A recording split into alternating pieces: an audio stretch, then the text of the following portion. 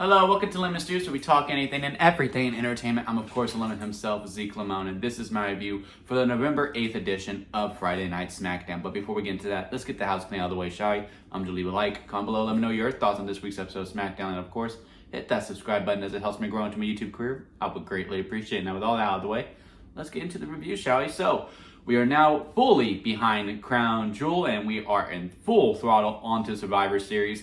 A lot of good angles, I would say. Bloodline and the Randy Orton and Kevin Owens one was really good as well. Some titles just weren't really featured. Yeah, we did see Cody Rhodes, but no real clear direction on what he's going to do with the WWE title. I guess he will be taking Survivor Series off. Still holding out hope that he's at least in the War Games match, because they did say 5 and 5. But that could have been just a ruse, to make it seem like Sami Zayn was going to be on Team Solo. But also, no LA Knight, no direction at all for the United States title on the men's side anyway, because we did get the announcement that we will be having a women's United States title. First of all, long overdue. Way long overdue. We should have been having a mid-card women's title. We probably should have had a women's mid-card title first before we had women's tag team titles. But hey, here we are. I would assume on Monday we will get the announcement that a women's intercontinental title will be announced as well. And I'm going to be saying this a lot throughout this episode, throughout this review of SmackDown, is that there was a lot of things I'm like, hey, that's really good. But I do feel like there's some other things we could have done. And also, a lot of things I'm like, hey, that was okay, because the expectation is now so low. We'll kick off with this women's championship. Again, long overdue. We should have been having this. We probably should have had this title around Evolution when it was coming out, and even before that, really. Great strides into this. We're going to have a mid-card title for the women on the main roster. Is it too soon, though? Because I know next year, when, Raw goes to Netflix and SmackDown is the only show on USA Network, well, they're going to be 3 hours each. So part of me was thinking, like, introduce both at the same time when it's 3 hours each, so you can give the proper time to that title, and you can have a ladder match on each night for at Mania. You have a huge tournament to qualify to this ladder match at WrestleMania, and then you go from there. I just thought we wait till then. Also, again, I'm all for the title. But I just don't like this notion of, it's the same exact design as the men's, but with a white strap. Now, don't get me wrong. The white strap always makes the title look better. I think the WWE women's title looks a lot better than the men's title. I think the women's world title looks a lot better than the men's title. It just pops a little bit more. And I honestly think this women's United States title looks a lot better than the men's one, because, again, that white strap with the flag and all that, it just really pops.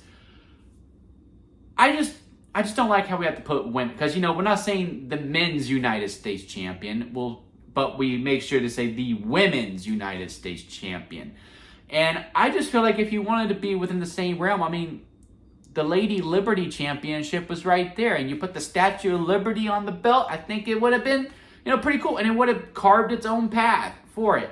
Now, I get it. You also want to add some lineage to it to make it seem important immediately, instead of just completely starting from scratch.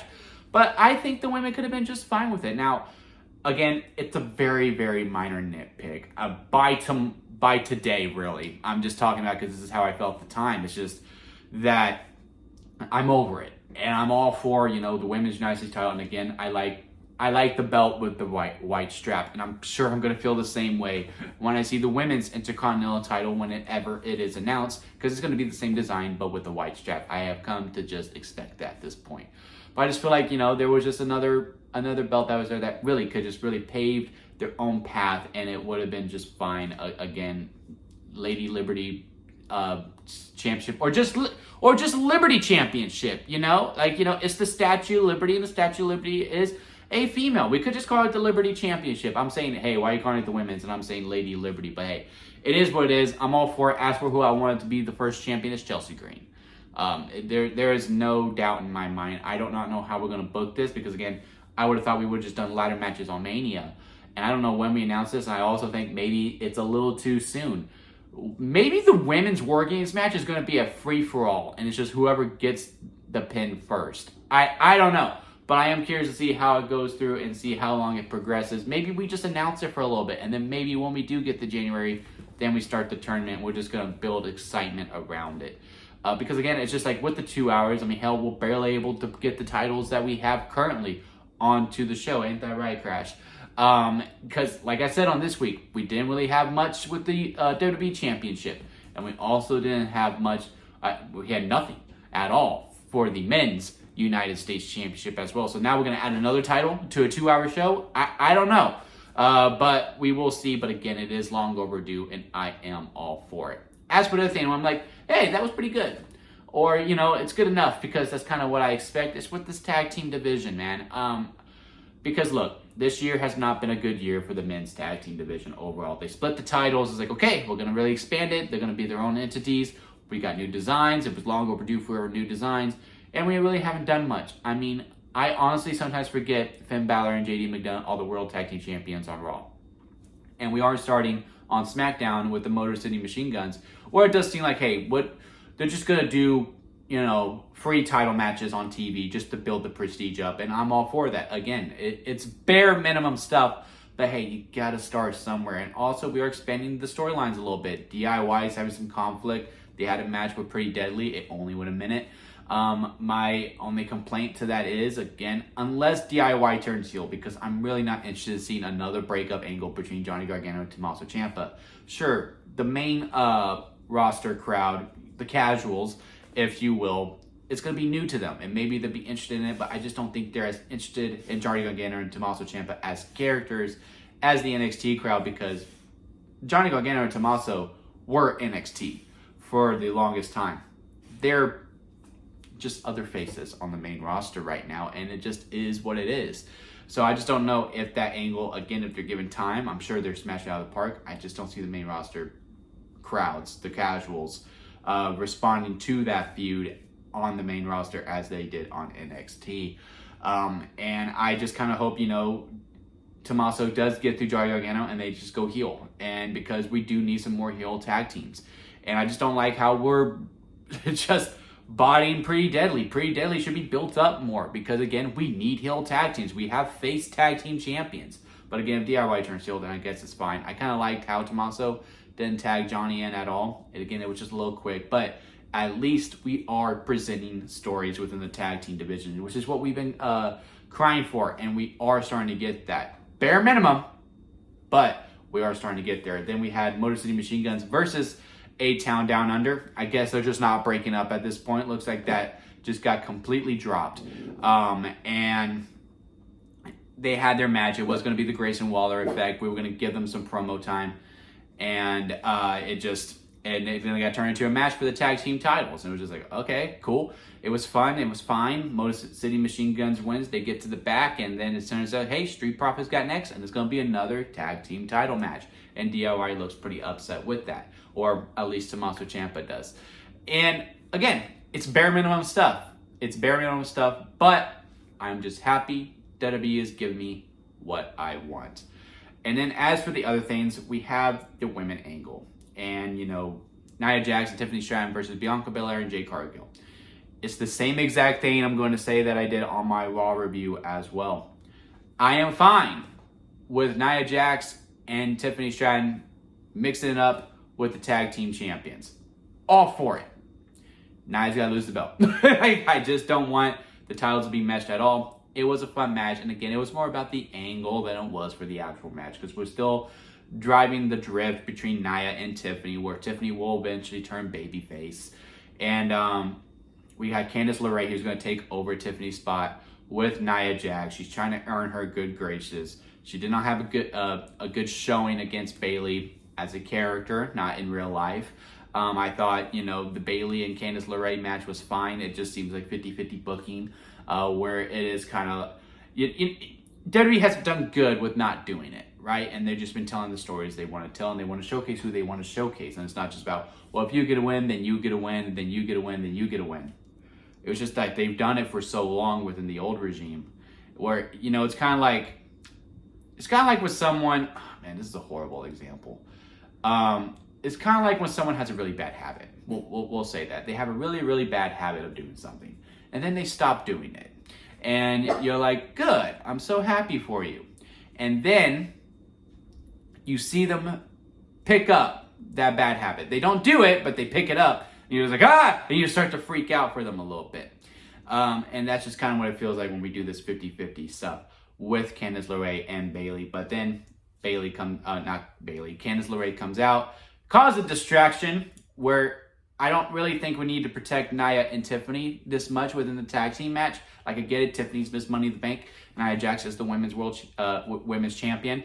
Tiffany was going to get pinned, regardless. There was no way Bianca and Jay were going to lose. And I just feel like with Tiffany and Nia already having that drift, that contrast, I just don't think we needed a distraction finish in order for Bianca and Jay to get the win. I think Bianca and Jay could have just won. And it would have been completely fine. Tiffany could take the pin, and Nia could have been like, well, yeah, Candice lost, but you lost for me. I have a loss on my record because of you. Candice hasn't done that.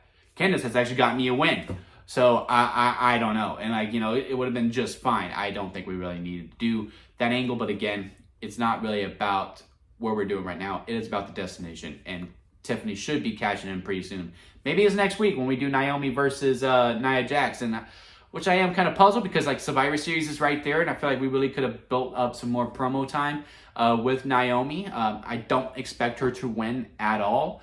But, could have implemented that 1% within me. And, we already have a title match on next week's SmackDown with Street Profits versus Motor City Machine Guns. Do we really need to? I really don't think so. But I'm not going to be mad that I'm going to get 2 title matches next week. Again, I'll be over it as of right now. I just feel like, the booker and me is just thinking, yeah, let's do it at Survivor Series. And, Naomi doesn't win, but then Tiffany cashes in. And, it could have been a big moment at Survivor Series. I know we got the War Games match, but, it is what it is. Someone wants to be on screen today. Now, as for our main event angles, Kevin Owens and Randy Orton went back to the 1980s, and we sold a pile driver as if it was devastating, which is what we should do. I will say I did laugh a little bit because the pile driver has become numb to me a little bit because of AEW. Again, I'm not bashing AEW by any means. It's just that we see about 30 pile drivers, and hell, sometimes they do it simultaneously. Like, one person gives a pile driver, then the other person just gets up and does another. And here in WWE, Kevin Owens does one on Randy Orton, and he's dead. It's just kind of like, wow, you could just see the different contrast. Again, not talking crap about AEW. I'm just saying you can see the contrast in between the two shows within that. But the pile driver has been banned in WWE for the longest time. And so therefore we sold it. And I kind of hope this becomes Kevin's new finisher. I like the stunner and I like the pop-up powerbomb. But Kevin, with his new direction that he's going, where he is just absolutely visceral, I think the pile driver could be a good indicator for it. And it doesn't have to be like the main one. It just has to be that finisher where it's like, man, I have given you everything that I had. I hit you with a stunner. I hit you with a pop-up power drum, and you still won't go down. I'm hitting you with the pile driver because I am going to win. And also, it does seem like we wrote Randy Orton off for the month at least. Maybe 2. Maybe he's done for the year. Which is fine. He can hang out with his family for Thanksgiving and Christmas and all that. And it will be fine. And this is where, again, I indicate that they made sure to say in the final segment with the Bloodline, get your 4 guys. Because you need 5 versus 5 at War Games. I think now that Sami is officially with Roman Reigns, that's going to break Kevin. Break him even more than he's already broken right now. And therefore, Kevin Owens is going to join the new Bloodline to get after Sami. And then with Kevin joining the new Bloodline, therefore, there's a vacant spot on the OG Bloodline. That's where Cody Rhodes is going to go in. But again, we will see. We will see how that goes. I like the angle a lot. Again, I just like how they sold, how devastating it was. It also, goes into Orton has back problems. Now he has neck problems. Kevin just keeps breaking this man completely. Maybe we do Kevin Owens versus Randy Orton round 2 at Survivor Series. I don't know. But I do feel like if we did all of that, to have Orton stretch it out where Cody has to go with him because he's that concerned because it looked like it wasn't planned. It seems like Orton's going to be out for a good while. So We will see as it goes on, but again, really like the angle. It was probably one of my favorite angles in the whole entire show. It is probably the best angle. Now, let's get into the Bloodline. Roman comes out with Jimmy. Jay comes out, and then he goes, "Hey, I'm just asking you to hear him out." Sami Zayn comes out to talk to him and say, "Look, I only came out to help Jay. I did not mean to kick you. I meant to kick Solo, but I was only there to help Jay." And then, for a good while, it really did feel like 2022 with Sami breaking everyone. I mean, you saw Jay laughing. Roman was trying so hard not to laugh. Jimmy couldn't help it. I saw him popping. I mean, the whole "I think you love me, Roman" was so hysterical. Loved all of it. And then, of course, Roman going straight back to his gaslighting ways. And I really thought this would be the return of Paul Heyman. To be like, "Look, my tribal chief, I understand you're hurt, but they mean well, and you do need some people. So just apologize. We have done some shady stuff, and it would have been okay." Like, I thought when, we kept cutting back to Roman in his locker room, and he's, like, just sitting there, like, all grimacing. And when he looked up on the last one, I was like, oh, he saw Paul Heyman. So Paul Heyman's going to come out with Roman Reigns. Or Paul Heyman was going to come out to interrupt the undisputed tribal ceremony where, he goes, well, now he does have a tribe, and then all four came out. But nope, Solo comes out. Also, I like Jacob Fatu's promo where he just would not stop doing this with the Ula Fala, saying Solo will come out whenever he wants. They come on out at the end of the night, and he's just talking about going, yeah, he is to acknowledge him. Roman comes out saying, "Oh, we're not going to acknowledge you." And then this is where, we get the whole "get your four guys," blah, blah, blah. They jump Roman. Jimmy and Jay come out to help. They get jumped. And then Sami kicks Solo Sikoa on purpose. Roman hits the Superman punch. They're all together, and they all hit the ones up to end the show. And again, it was a good angle. Does it seem a little fast forward? Yes, I'm not gonna argue that with you. But again, the story has been going on since 2020. I'm fine hitting fast forward on a couple of things just to get to where we're at. But now, clearly, there's still tension. Like, Roman has yet to apologize to Jay. He has yet to apologize to Sami. This is all part of his arc. And again, they will do the one-on-one match. Maybe at Mania. I don't know. Because it does seem like Survivor Series now is really the kickoff to WrestleMania, where we do kind of start to see where everyone is going to really go into that direction. Like, after Survivor Series last year, I felt like it was very clear on where everyone was heading. And it is starting to feel that way again this time around, too. But yeah, it was a good episode of SmackDown overall. Again, it was just a lot of cases of, yeah, we did fine. I mean, we're doing more than what we have been doing, so, I'll accept it. And then the same also with, great things within the main event scene. So I think my dog is wanting to go out for a walk. So I'm going to go do that. I'm going to head on out. Leave a like if you made it this far. I do greatly appreciate it. Leave a comment below. Let me know your thoughts. And I will see you here next time at Lemon Studios.